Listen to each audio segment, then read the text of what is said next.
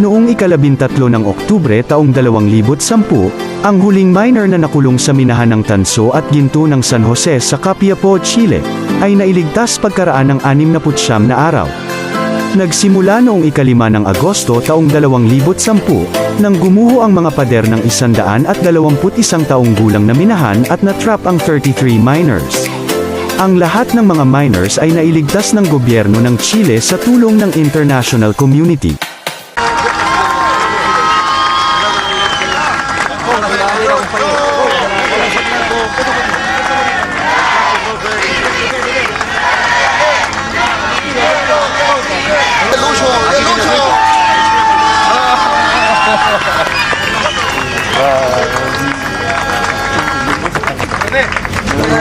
Tranquilo, tranquilo, tranquilo.